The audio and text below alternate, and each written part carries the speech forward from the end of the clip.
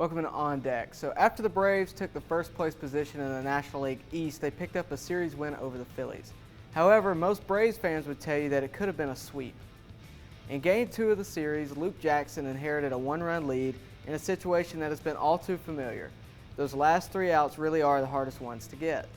It seems that the Braves have looked in all directions inside the clubhouse for a consistent closer, and many pitchers have had stints in that spot, with none coming to resolve for Atlanta. The trade deadline is not that far away, and the Braves will be keeping an eye out depending on if they can manage to win without a payday.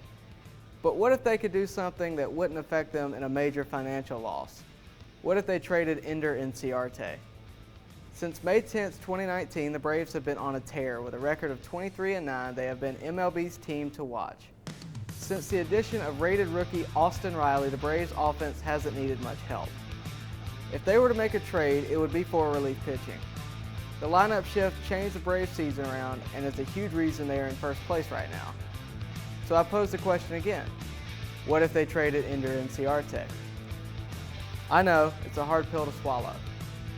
All-star, 3-time Gold Glove, but if he can get you a solid closer, is it worth it? In 2016, the Braves and Inciarte agreed to a 5-year, $30.5 million contract, on average about $6 million a year. Our position players are loaded. Ender is hurt right now, and he would be a fine addition to any young team building from the ground up. He'd be a Martin Prado type of player, veteran onlooker that can help young prospects. The Braves' time waiting is coming to fruition with prospects like Albies, Swanson, Acuna, and Riley, and even Pache on the way. There's just no room for Ender in the outfield anymore.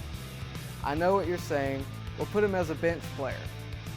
In your head, that sounds great, but when you're paying Inciarte $6 million a year and he has to find at-bats in between Culberson, Joyce, and Camargo, 3 of the best utility players in baseball right now, you're not getting his full potential. So where do I see him going? Take a look at the Tigers roster for a second. Second to last in the division, any postseason run is given up on already. They have a few shining lights, but there's no need for a dominant closer. That closer being Shane Greene. Shane has posted a clean 1 earned run average since the start of 2019. In 27 innings pitched, he has 29 strikeouts and has recorded 20 saves. What's the problem? Why would he leave?